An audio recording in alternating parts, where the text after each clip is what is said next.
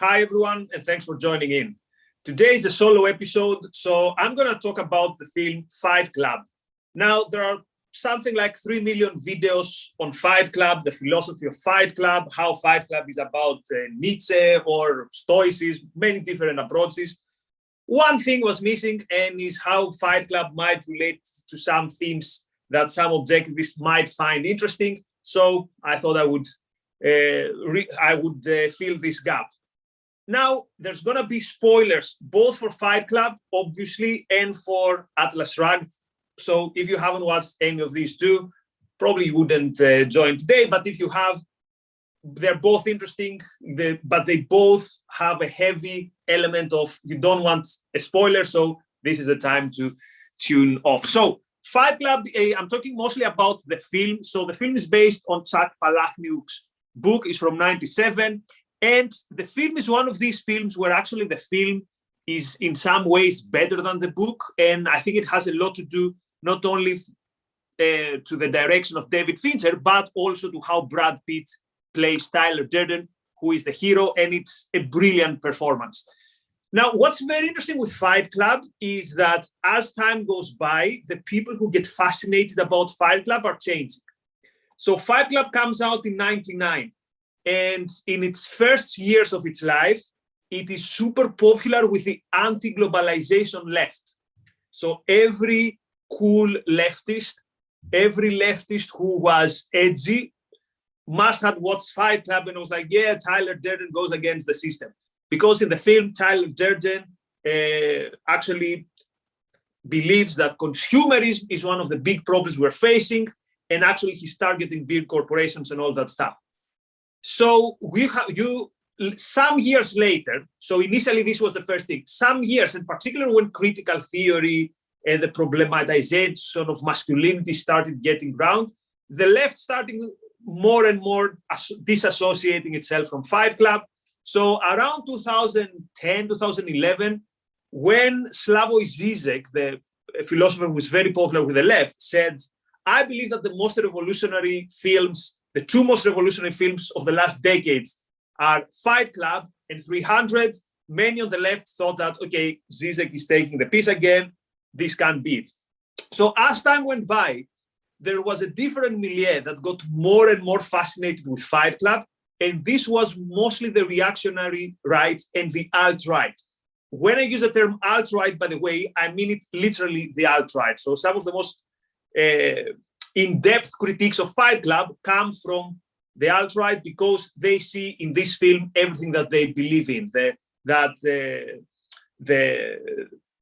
how modernity is destroying society, how modernity has emasculated men, and all that stuff. So I'm not going to focus on everything wrong with Fight Club. So again, this has been done quite often. I just want to make a comparison between Tyler Durden, the hero, or maybe the anti-hero in Fight Club, and John Galt. Now, why am I doing this? Because I enjoy both Fight Club and Atlas Shrugged, and I think it's interesting. And also because both of these books, in many people's mind or in many critics' mind, are called cult classics. Are these supposedly for these books that, or these films that you cannot really explain why they're such a big success? So I think it's worth it. So let's begin. So the first and obvious thing is that both Tyler Durden and John Galt are in some ways radical and revolutionaries. And I think this is something that quite often we are missing when objectivists talk about John Galt, because he's this brilliant mind, he's this brilliant engineer. But at the end of the day, John Galt, is also a revolutionary. He's someone who is really pissed off with society and wants to see the society collapse and sees this collapse as an act of justice. So, and this might sound harsh, but remember again the scene in the 20th Century Motor Company where he stands up and says, I will put an end to this one and for all, and then says, I will stop the motor of the world. So he sees the corruption, mostly the moral corruption around him, and says this cannot go on, and this needs to meet the end that it deserves. And what is this end? Ruthlessly, John Galt is going to take it to the point where basically civilization collapses. based on its own mistakes and its own decisions, but actually collapses. So we see towards the end of the book this iconic scene where the lights of New York literally go out. Now, this is also something that makes Tyler Durden a very appealing character, and why it enthuses so many people who are alienated and who don't find inspiration in society. So Tyler Durden basically says this society sucks, and this society is killing everything which is good in you, and therefore it needs to be destroyed. So he gives some of these very famous monologues in the film, where he's surrounded by these men who stare at him as if as their leader. And he has this very famous line which says, "We are working jobs we hate so we can buy things we don't need." And I think Palahniuk really hits a nerve there, because you've probably seen these memes about, oh, I hate Monday so much, I can't believe it's Monday, or these memes with people at work who are completely defeated and all that stuff. And interestingly, this happens mostly in middle class, more like in corporate types of work. So it's not very usual that you're going to see, let's say, a plumber with these kind of memes. So Palahniuk got that many people who live this lifestyle are not happy with their lives. Now, do we see this in Rand? We do. Actually, a theme which quite often appears in Rand's book is that everyone inside them knows that their life could be better than what it is, but then very quickly they suppress it. So inside everyone, there's this potential hero, but something around us or inside us is killing this.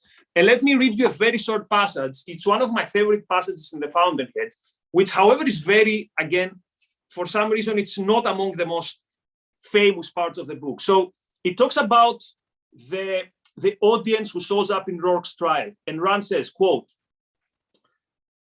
"They would return to unwanted jobs, unloved families, unchosen friends, to drawing rooms, evening clothes, cocktail glasses and movies, to unadmitted pain, murdered hope, desire left unreached, left hanging silently over a path on which no step was taken, to days of effort not to think, not to say, to forget and give in and give up. But each of them had known some unforgotten moment, a morning when nothing had happened, a piece of music heard suddenly and never heard it the same way again, a stranger's face seen in a bus, a moment when each had known a different sense of living." So we see also this theme in Rand that says that basically wake up, your life could be better than what it is now. Of course, Tyler Durden and Galt don't go in the same ways in waking up this feeling in people, but this is a theme that explains the appeal, both, at least the appeal that I found in Fight Club, but also in Rand's novel. This idea that your life could be better, and basically you could do more and you could be something better. Another major characteristic, which again is often missed, at least in our circles, is the importance of being charismatic. So Tyler Durden is obviously charismatic. He's charismatic to the level where he's magnetizing people. And although no one in Fight Club knows really who Tyler Durden is, so he doesn't wear a label or something, by the way he moves around, and he has this aura of taking people and charming people. And something similar happens in Atlas Shrugged. So John Galt shows up in someone's, they have a talk which can last some hours, and then that person is captivated. So why is this important? Because I'm gonna link it to something else that we often discuss also in Ayn Rand Center UK. It's not only about having good ideas, it's also about how to communicate these ideas. And this is not a pitch for the communication bootcamp, although I would definitely recommend it, our sessions with Don Watkins, but it's the importance of being someone that at least you aspire to inspire people. At least you aspire that you're someone that people look up to you. And again, this is something which is very, very important, and it's at the core of Tyler Durden in Fight Club, but also of John Galt in Atlas Shrugged. Something else which is similar is that both Tyler Durden and John Galt in some ways live within the system, but at the same time outside of the system. So why do the strikers, and obviously major spoiler for Atlas Shrugged here, why do the strikers quit their jobs? They quit their jobs because they say, we don't want this system to benefit in any way from our minds. And basically, we want to protect our mind and our work from our destroyers. Now, it's not the same exactly in Fight Club, but we also see this theme that says that you have to give up everything that ties you to this system. And in Atlas Shrugged, those who have the means go and live in the Midas Mulligan Valley. The rest take menial, low-skilled jobs so that they only contribute what they need for their subsistence. And in Fight Club, they go and live in squats or in abandoned buildings. So, and both let's say the group of Fight Club and the strikers, there is one element in their life that gives light to the rest of their existence. So there's this world out there which sucks, but in Fight Club, there's the one night per week that they are someone else. They are, through Fight Club and through this experience and this bonding and this elevation to a different level. Now in Fight Club, it comes with fighting and with violence, controlled violence. Now you could like or dislike this, but this is not the topic. In Atlas Shrugged, by going for 1 month every year to the valley, and as they say, this 1 month makes the rest of the 11 months tolerable. So in both cases, we have a world which is in decay, a world which is uninspiring, a world which is hostile to one's values or to one's view of life. But also we have this, let's say, outlet, this outside space, whereas it's either literally outside, as in Atlas Shrugged, or a place hidden on a basement, as it is in Fight Club. And by the way, if you're an objectivist and you're already thinking, oh my God, this is such a whitewashing of Fight Club, don't worry, the second part is going to be the ways that Galt and Tyler Durden are obviously very, very, very different. Another thing is that both think that people have, and this is related to the first point, how they basically want to tell to people, look, you have this potential, and now it's time for you to actually release it. So in Atlas, it's mostly think about the talks that Francisco has, the discussion that Francisco has with Hank Rearden, which is basically trying to tell him, look, you've lived your life with one code of value, and notice how you betray this code of value in this and this aspect of your life. In Fight Club, the scene that captures this basically push to become better, is the scene that I find the most fascinating scene in the book, in the film. It's when when Tyler Durden goes to this guy who is who is a clerk, who is a cashier, how it's called in a grocery store, and he takes him to the backyard and he puts a gun at his head. The guy is called Raymond K. Hessel. It's the Raymond K. Hessel scene.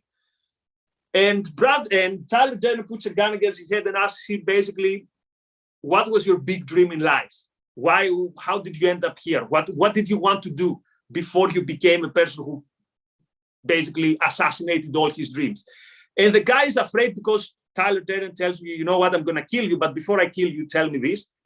And he reveals that when he was a kid, when he was younger, he wanted to be a veterinarian. So, but studying, you'd have to study medicine and biology, and it was too much. So basically, Tyler is telling him, oh, does it sound like too much now that you're about to die? And then he tells him that, look, I'm not going to kill you now, but I'm going to track you down in 6 weeks. And if within 6 weeks you haven't chased this dream, I'm going to find you and I'm going to kill you. And then the narrator, Jack, or he's not called Jack, but Jack is how he appears when he talks to himself. So he tells to Tyler Durden, what did you do there? Why did you do that? And in a very almost reverent look, Tyler Durden tells him that tomorrow will be the most beautiful day in Raymond K. Hessel's life. His breakfast will taste better than any meal you and I have ever tasted. So obviously the solution is not to force people to see the values they've forgotten or to force people to chase their dreams. But I found something very appealing to the meaning of that scene. And again, putting it into perspective on how is it that today so many people find meaning, for example, in the teachings of or in the lectures of Jordan Peterson, because they tap into this idea that there was a hero somewhere within me, and at some point I completely lost it. But now someone is telling me that, no, you should still aspire to that heroic element in life, and you should still aspire to chase these dreams. So here is though where the similarities basically end. And here is where Tyler Durden and John Galt are, these are some of the things that I like in both, but here come the differences. And the differences are in some ways bigger than the similarities, beyond the fact that they're both, charming and exciting. And by the way, another thing is that when I was thinking who would be the best person to play John Galt, I think Brad Pitt would very much fit the role, particularly Brad Pitt around that time, or a bit around the time of Fight Club or the time of Ocean's 12. So he has this serene and beautiful face that I think would really fit John Galt. Okay. I mean, imagine him with a cup of the worker singing in the cafeteria and chatting with Eddie Willers. It could definitely be him. Now, what is the biggest difference though? The biggest difference is, what do they want this revolution for? So John Galt in a way has to become a revolutionary because that's the only way he can pursue his values. John Galt's revolution is a plea to the people saying to get out of my way. So he has realized that the way the world is going, he cannot pursue his values anymore in this world. And that's why this world has to perish. Not only he, but any rational human being cannot pursue their values there. This is why the world needs to be destroyed, and again, be destroyed by its own contradictions and its own mistakes and its own sins. Whereas in Fight Club, we see a different kind of revolution. So in Fight Club, at some point, Fight Club, this group of men who fight, and through this fight, they become they find themselves, they become less emasculated, so to speak, to use the language of the film. Then Fight Club turns to Project Mayhem, and Project Mayhem is a very significant turn in the film. So now it's not anymore a project of, let's say, self-development, because Tyler Durden openly says that self-development there's nothing to be celebrated in self-development. He considers it almost like mental masturbation, but there is something to be gained in destruction. And this is what Project Mayhem is about. And you see a significant difference also in the men who participate. So the men, you see them after Fight Club, when they fight each other, they live hugging each other. It's almost as if for the first time they live at their potential. Whereas with Project Mayhem, they turn to completely mindless followers. So you've probably seen the NPC, the non-player character meme. So for many people, particularly in the right, they like Fight Club because supposedly Fight Club criticizes this NPC phenomenon, these people who all think the same, and through masculinity, they become someone else. But actually, the people who participate in Project Mayhem, who in this anarchistic, nihilistic group that blindly follows Tyler Durden's orders and does acts of vandalism and destruction, they're basically NPCs. And they act as NPCs. They even repeat the same dead slogans and the same slogan. They have this complete lack of individuality. And this is something that actually Tyler Durden celebrates. He says that space monkeys, which is how he calls his armies, space monkeys need to be ready to sacrifice yourself for the greatest good. And then when he does his acts of vandalism, what is the aim? The aim is economic equilibrium. So why would you want to escape from this world of alienation, of ugliness? And indeed, it is a world of alienation and ugliness. But why would you want to retreat to a world where there is even more alienation and even more ugliness? And ugliness on the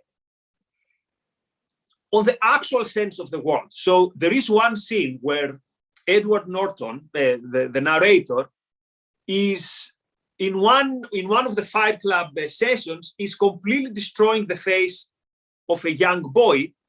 And it's a beautiful boy. And he says that actually he wants, how did he put it? I felt like destroying something beautiful. Or he says, I felt like dumping petrol oil to the beautiful photos of the French beaches that I have seen in the French Riviera and all that stuff. And actually, in the book, I think there's a scene where it says something like, I want to destroy Mona Lisa and wipe my behinds with it. So you see this nihilism, you see this, that I want to destroy for the sake of destruction, as opposed to John Galt. I want to destroy so that life, so that values can prevail. And also you see that John Galt wants to destroy whatever is wrong with the world, whereas Tyler Durden wants to destroy basically indiscriminately. Doesn't matter if something is good, and there's not even this process of judging whether something is good or whether something is bad. It's mostly about we have to destroy. And what is the vision of Tyler? The vision of Tyler Durden is almost a primitivistic vision. And here, in some ways, it reminds us, at least, the slogans of Bronze Age perverts. We had an episode where we discussed BAP and why BAP is inspiring to so many people, and what are, let's say, the healthy ways that someone could say, there's ugliness here, I want to revolt, but how this can go completely sideways if it is, let's say, a blind, devoid of values pursuit of power or of pursuit of destruction for the sake of it. And so this is something that becomes very, very clear in Fight Club. So what is their understanding of freedom? For Galt, freedom means let me pursue my values and don't stand in the way. For Tyler Durden, freedom means I'm free to do whatever I want without any inhibition. So at some point to the end, major spoiler alert here, when the narrator realized that he and Tyler Durden are the same person, Tyler says, I'm free in all the ways you are not. And again, this is almost a will to power not inhibited again by anything. And what's the problem with that? The problem is that this is not a way to go through life. So some days actually, after I did the episode on Bronze Age perverts, there were some of his followers in the comments who said something like, yes, but isn't this the most, this is actually what true individualism is. True individualism is you have the power. And they say power is amoral. You can use it for good, you can use it for bad, but you have this power.